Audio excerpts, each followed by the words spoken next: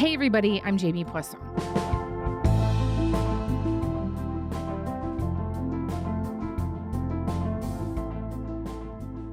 Enraged by an anti-tariff TV ad reminding Americans that Ronald Reagan was in fact a free trader, high tariffs inevitably lead to retaliation by foreign countries and the triggering of fierce trade wars. Then the worst happens. Markets shrink and collapse, businesses and industries shut down, and millions of people lose their jobs. Donald Trump has lashed out, ending trade talks with Canada and threatening another 10% tariff hike on top of the slew this country is already facing. Who knows what Trump will do next? But here we are, the latest in a fundamental break in the U.S.'s approach to trade, one that is disproportionately hammering Canadian lumber, steel, and autos. It's that last one, cars and trucks, that we're going to talk about today. This is one of the most consequential manufacturing sectors in the country, and the U.S. administration has made it clear that it is in their crosshairs. In the last few weeks alone, Stellantis and GM both announced that they were moving some production to the United States. Thousands of jobs are imminently on the line. Dimitry Anastakis is a professor of history and business at the University of Toronto, and he's also written a number of books about Canada's automotive industry. And we're going to discuss the industry's history and import and what the path forward could actually look like.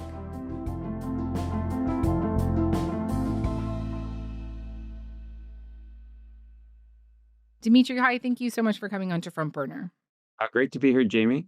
So before we get into any of the history here, I want to first talk about the current reality of the Canadian auto industry and its importance in the Canadian economy writ large. How much trouble would you say the Canadian auto sector is in right now? Well, you can tell from the headlines, it's in a lot of trouble. This is a very challenging landscape that we find ourselves in because it's an unprovoked attack upon our industry. One that is, as everyone knows, is deeply integrated into the United States industry. So it's not just an attack upon our industry, it's also an attack upon the American industry. But it is a very challenging landscape because the administration in Washington has been pretty surgical in targeting certain aspects of the sector. It's resulted in these responses that we've seen in the headlines. Ottawa calling it unacceptable that Stellantis and General Motors are both scaling back manufacturing in Canada, breaching its commitments. Stellantis announcing it's moving some production to the U.S. As CBC News first reported, Ottawa is now trying to put pressure on them to back down by limiting the number of vehicles they can bring in from the U.S. tariff-free. So, before we get into the history, I would say this is probably the biggest challenge that Canadians have faced in their auto industry, certainly since the early 2000s, certainly since the 1980s, and certainly since the 1960s. But there have been other instances in which the Canadian auto industry has faced real challenges, and it has been resilient. This one, though, is very much an existential crisis that is unlike anything that we faced before, in part because it's not a consequence simply of changing technologies or the kind of usual trade disputes and trade wars that have happened. This is a conscientious attack and an effort to end our auto sector. How crucial is our auto sector to our economy? It's the largest value-added sector of the Canadian economy. Outside of energy, automotive, certainly as an export and import industry, is been historically the most significant industry. When I say value-added, it's got a multiplier effect in the sense that, every one of those auto assembly jobs actually leads to 5 or 6 or 7 additional jobs along the supply chain. And in the EV sector, it's even more, amazingly, even though EVs are made with many fewer parts, the supply chain and the multiplier effect on employees is up to 10 employees for every assembly job in the EV sector. So this is a huge industry. Yes, it is concentrated primarily in Southern Ontario, but the auto sector has all kinds of connections and a ripple effect across the economy. You mentioned before that this was an attack on the tariffs are an attack on both sides of the border. But if you ask the U.S. president He certainly obviously doesn't think that, right? He was on True Social the other day talking about how the heads of GM and Ford called him to thank him for putting tariffs on midsize and large trucks and that their stocks are going through the roof. And how has this actually been going for American car makers and then by extension, American workers? So, yes, the stock market is going up because in the short term, certainly, the kinds of things that the industry is doing to respond to the sector, especially in terms of slowing down on the EV revolution, which is going to be a costly rollout and really focusing on the immediate turnaround in terms of the ICE internal combustion engine vehicles that they're selling. Sure. But the longer term implications of this are pretty difficult. So you have situations where Jim Farley said all these tariffs are causing chaos and cost. Or Mary Barra saying that EVs are still the North Star for General Motors and for the industry. So, the game that's being played right now in terms of trying to get a deal so that there can be a return to some normalcy, some consistency, some predictability in the sector is very different from the longer term implications of what this means. In the auto sector itself, yeah, General Motors and Ford and Tesla might be going up in certain ways, but there are a lot of other players in the industry that are not just disturbed by what's going on, but are facing real difficulties in terms of reorienting their supply chain networks, figuring out what their next investment's going to be, and trying to actually come to terms with an administration that is so arbitrary and irrational that they don't know day to day what's going to happen.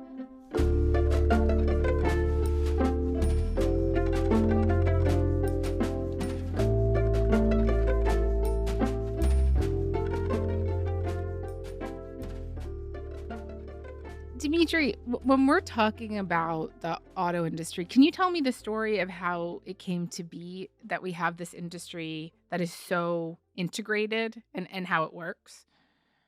Yeah, and this is a story that does speak to this kind of closeness between Canada and the United States, the proximity that we have that has its tremendous benefits, but also can have its tremendous drawbacks, as we're experiencing right now. And when the auto industry first emerged in the late 19th and early 20th century, it did so in an era of tariffs. There were tariffs on both sides of the border for manufactured goods coming back and forth across the border, both into Canada and the United States. And from the period from 1900 to 1939, most of the production that gets done in Canada is by the big three branch plant operations of Ford, General Motors, and Chrysler. And all of that production, almost all of it, is built just for Canada and to be sold outside of Canada, not to the United States. And it exists that way right up until the 1960s. And then this is when we sign this auto pact, right? I've heard lots of people talk about this recently. Just if you could briefly tell me what that was. In the 1950s and the 1960s, Canadians didn't build cars with automatic transmissions. And right up until the 50s and the 60s, most of the cars have a stick shift. They're not automatic, they're standard. Well, starting in the 1950s and 1960s, everybody wants to buy automatic transmissions, but we don't build them in Canada. When you drive a Chevrolet with the new automatic power team, all you do is move the pilot control lever to D. Step on the gas, and you're away, smoothly, swiftly, with a torrent of power under velvet control. So this causes a pretty big freak out because all of the cars that are suddenly coming into Canada that Canadians want are not protected by the tariff. They come in duty free. Canadians want automatic transmissions. The Canadian Big Three doesn't have the technological capacity to build automatic transmissions. So the government freaks out. Part of the branch plant industry of the Big Three also freak out. The Canadian government decides to do something pretty dramatic in response to this. And they say, okay, guys, you know what? We're going to now start applying tariffs on automatic transmissions. We didn't before, but we're going to slap a big tariff on that. But we said to the Big Three, look, we will give you the tax back. We won't charge you the tax if you decide to build more other vehicles and parts in Canada and ship some of those back to the United States. And the Big Three say, sure, but this upsets a lot of manufacturers in the United States, and it threatens a trade war, which prompts and provokes the Canadian government and the United States government and the big three operations on both sides of the border to get all together and say, hey, how can we figure out a way that maximizes all the production we do in Canada, all the production that we do in the United States, and benefits the industry, the big three, and the consumers on both sides of the border? And the solution they come up with was the Auto Pact. And the Auto Pact is a managed contingent trade regime, which doesn't get rid of tariffs just, hey, we're going to get rid of tariffs and make everything duty free. It says, look, we're going to get rid of tariffs on big three manufacturing that goes back and forth across the border if you do a few things. Number one, the big three had to continue to build as many cars and trucks as they sold in Canada. Okay. So it meant that you couldn't just suddenly shut down all your plants in Canada, export straight from Detroit. That was what the tariff was originally meant to do, create a branch plant economy. So the branch plant is there, but instead of getting rid of the Canadian manufacturers, the branch plant operations of the big three manufacturers, they have to agree to continue to build.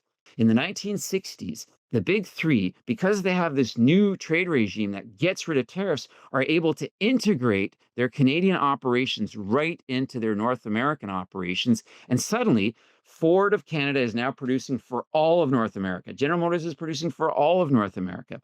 And you have a rationalization that is hugely beneficial to the industry on both sides of the border. Dimitri, if this was all so great, why did Richard Nixon try to dismantle it in the 70s? Well, because Richard Nixon, like Donald Trump, fast forward 50 years later, had a kind of an America first approach. He did threaten to shut down the Auto Pact and cut it off.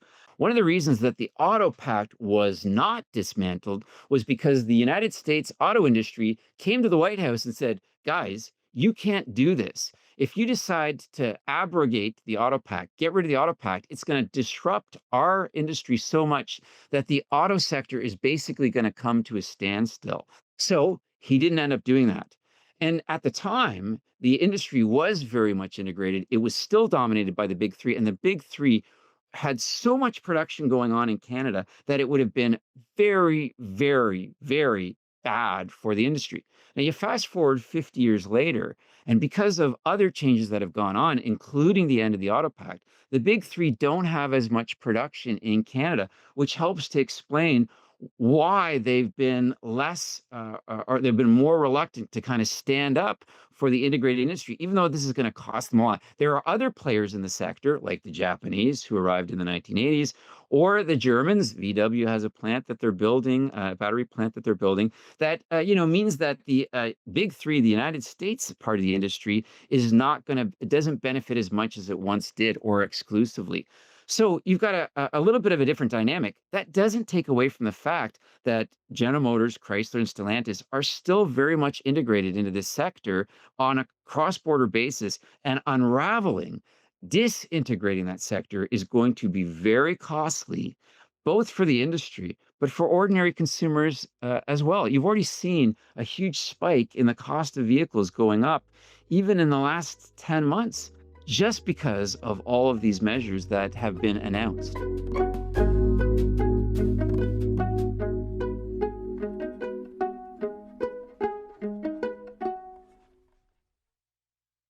Amidst all of this uncertainty, what options are there moving forward to try to save or remake the auto industry here? Well, you see the first effort, which is to try to maintain some semblance of an integrated industry. And, this is something that, I think will probably emerge, but in a way that benefits the United States sector disproportionately. And, I've just talked about the Auto Pact a little bit. That was a trade agreement that Americans, including Richard Nixon, as you pointed out, felt that was a setup that disproportionately benefited Canada. And Canada did get the benefit of that. We had a lot more production that happened in Canada. There were a growth of parts plants like Magna and Linamar that benefited from the Auto Pact. So we did pretty well off of it. I think you might see a kind of re-emergence of an Auto Pact type arrangement that specifically benefits the United States. That could happen. And are you thinking about this as like a possible renegotiation of the old NAFTA, the current CUSMA?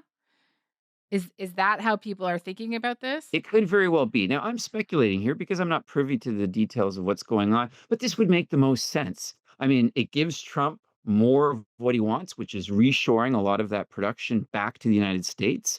It maintains some semblance of the integrated industry where you don't have a situation where you're going to wipe out everything on the north of the border or in Mexico as well. This is something that would benefit the industry, which does not want to shut down plants. It's so costly to shut down a plant. So let me give you an example. For instance, the Ingersoll Cami plant that was building bright drop trucks, which is EV vehicles that Canadians were building up until very recently. That plant probably cost General Motors in terms of tooling and retooling at least $2 billion. They've now walked away from that. That is a very expensive plant to walk away from. And one of the key reasons they're doing that is because Trump has opposed a 25% additional tariff on medium and heavy duty trucks. So, this is really costly for General Motors. If they can mitigate some of that loss and continue to use that facility as a site of production, it would be a lot better than walking away from a massive investment. And the other side of it is, too, General Motors and Ford and Stellantis, they sell a lot of vehicles in Canada. They don't want to be bad corporate citizens where they remove all of the production that they make in Canada and then turn around to Canadians and say, oh, well, we just shut down the plant in Brampton. We shut down the plant in Ingersoll. We're threatening to shut down the plant in Windsor, but we still want you to buy our vehicles. Canadians and the Canadian government, Canadian consumers certainly is not going to take too kindly to that. So it's a really delicate operation in terms of how this plays out. So you've really got to, kind of avoid that frontline tariff if it means that there's going to be other aspects of the integrated relationship that do drive more production in the United States. That might not be so bad. And it's certainly better than no deal, because no deal is really one in which the Canadian industry or, the Canadian part of the industry that is intended to export to the United States is really, really challenged by the numbers. I mean, it's really become so costly and difficult to do this. And you see this kind of spillover already in the industry.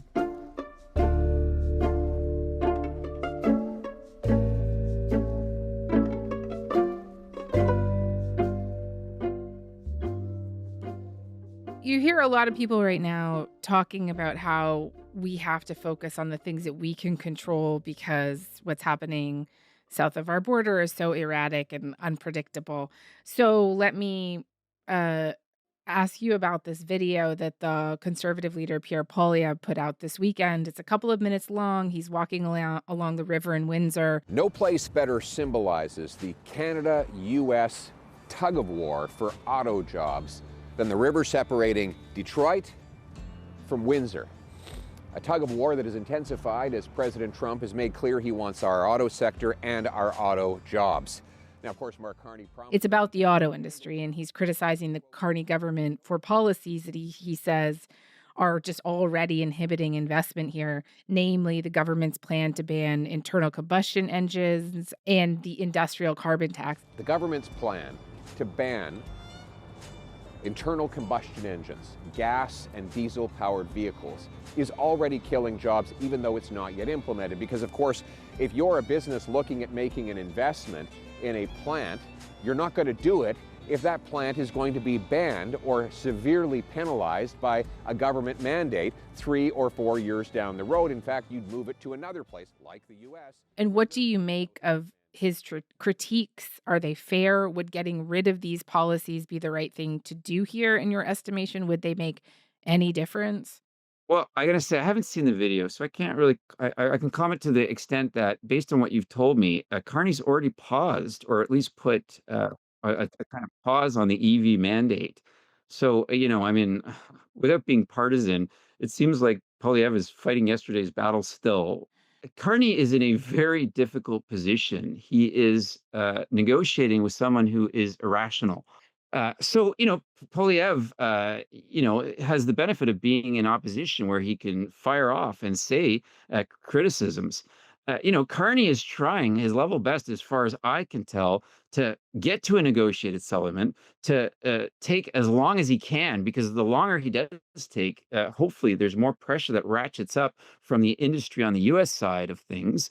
And, we've already seen a number of countries come to agreements with the U.S. administration on automotive and other trade relationships. And those agreements seem to be either not that beneficial for those countries, or are kind of ephemeral, in the sense that it's not even clear whether they do signify real good faith agreements, or that they're just efforts to kind of pacify the toddler in the White House.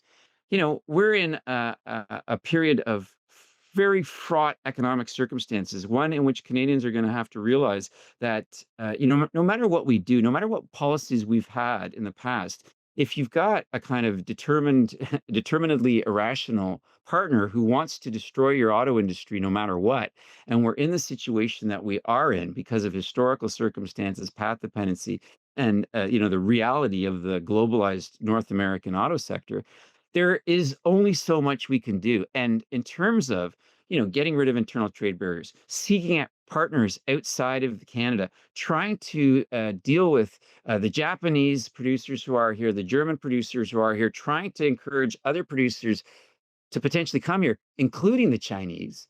I think, Carney is playing the game that he needs to play. And, we haven't talked about the tariff on Chinese vehicles, which has a pretty big impact upon Canadians.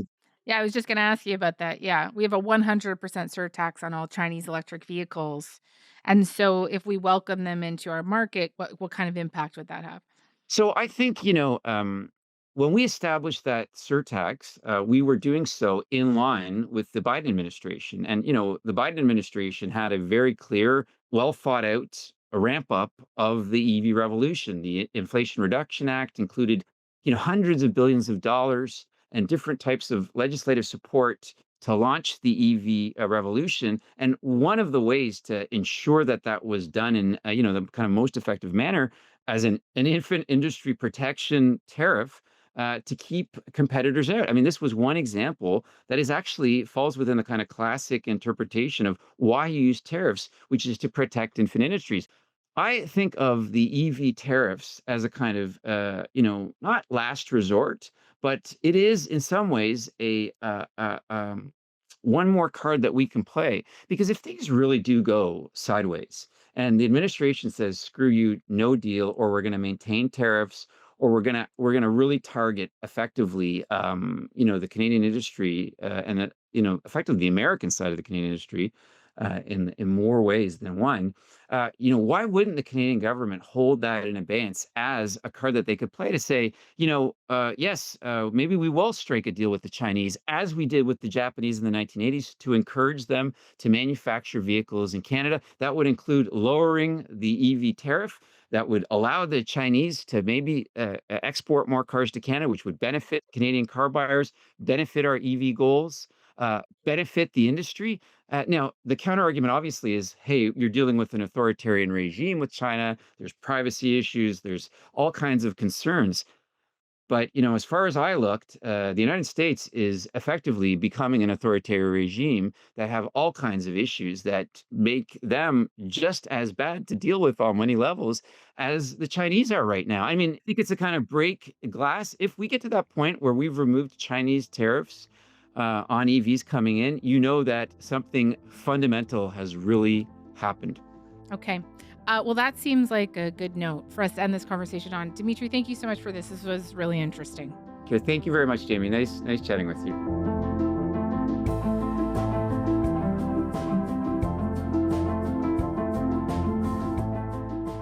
All right, that is all for today. I'm Jamie Poisson. Thanks so much for listening. Talk to you tomorrow.